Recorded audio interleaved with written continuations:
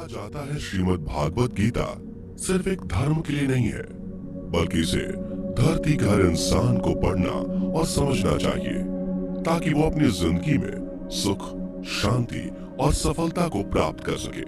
भगवत गीता में कुल 18 अध्याय हैं और इन 18 अध्यायों में कुल 700 श्लोक हैं, जो सभी के लिए पढ़ पाना थोड़ा मुश्किल है।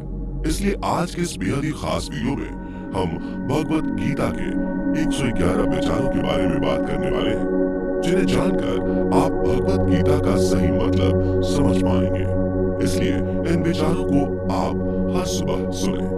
दोस्तों, अगर आप इस वीडियो का अधिक से अधिक लाभ पाना चाहते हैं तो कृपया कर इसे हेडफोन लगाकर शांति से सुने।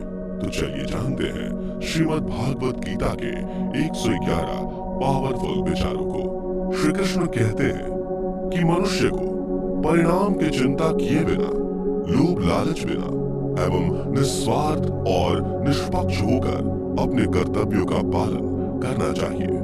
जिस तरह प्रकाश की ज्योति अंधेरे में चमकती है, ठीक उसी प्रकार सत्य भी चमकता है। इसलिए मनुष्य को हमेशा सत्य की राह पर चलना चाहिए।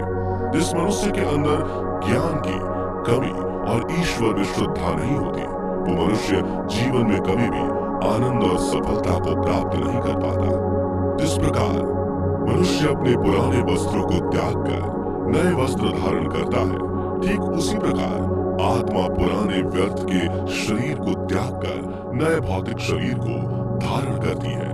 कौन क्या कर रहा है, कैसे कर रहा है और क्यों कर रहा है, इन सब से आप जितना दूर रहेंगे उतना ही आप खुश रहेंगे। समझदार व्यक्ति जब संबंध निभाना बंद कर देता है तो समझ लेना उसके आत्मसम्मान को कहीं न कहीं ठेस अवश्य पहुंची है। मोह उसी का करो जिस पर आपका अधिकार है। जिस पर आपका अधिकार ही नहीं, उसका मोह भी नहीं करना चाहिए। जो दूसरों की तकलीफों को समझते हैं, जिनमें दया है, दिल से अच्छे हैं, उन्हें दोबारा जन्म लेना नहीं पड़ता। प्रबुद्ध व्यक्ति के लिए गंदगी का ढेर, पत्थर और सोना सभी समान है। आपके कर्म ही आपकी पहचान है, वरना एक नाम के हजारों इंसान हैं। प्रेम सदैव माफी मांगना पसंद करता है और अहंकार सदैव माफी सुनना पसंद करता है। विषयों के बारे में सोचते रहने से मनुष्य को उनसे आसक्ति हो जाती है। इससे उनमें कामना यानी इच्छा पैदा होती है और कामनाओं में विघ्न आने से क्रोध की उत्पत्ति होती है। सदैव संदेह करने वाले व्यक्ति के लिए प्रसन्नता ना इस लोक में है, ना ही कहीं और। कर्म वह फसल है जिसे इंसान को हर हाल में काटना ही पड़ता है। इसलिए हमेशा अच्छे बीज बोएं ताकि फसल अच्छी हो। जो होने वाला है वो होकर ही रहता है और जो नहीं होने वाला वो कभी नहीं होता। ऐसा निश्चय जिनकी बुद्धि में होता है, उन्हें चिंता कभी नहीं सताती। अच्छे कर्म करने के बावजूद भी लोग केवल आपकी बुराइयां ही याद रखेंगे। इसलिए लोग क्या कहते हैं इस पर ध्यान मत दो, तुम अपना कर्म करते रहो। जितना हो सके खामोश ही रहना अच्छा है, क्योंकि सबसे ज्यादा गुनाह इंसान से उसकी जुबान ही करवाती है।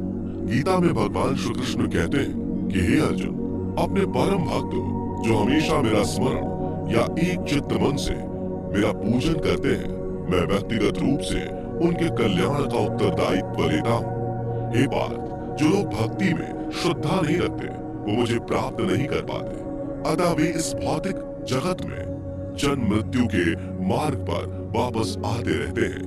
मौन सबसे अच्छा उत्तर है किसी ऐसे व्यक्ति के लिए जो आपके शब्दों को महत्व नहीं देता।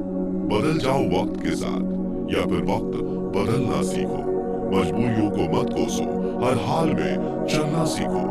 किसी काम की चिंता करना ठीक है, पर चिंता इतनी भी नहीं होनी चाहिए कि वह काम ही बिगड़ जाए। अच्छी नीयत से किया गया काम कभी व्यर्थ नहीं जाता और उसका फल आपको जरूर मिलता है। श्री कृष्ण कहते हैं कि मैं किसी का भाग्य नहीं बनाता, हर कोई अपना भाग्य खुद बनाता है।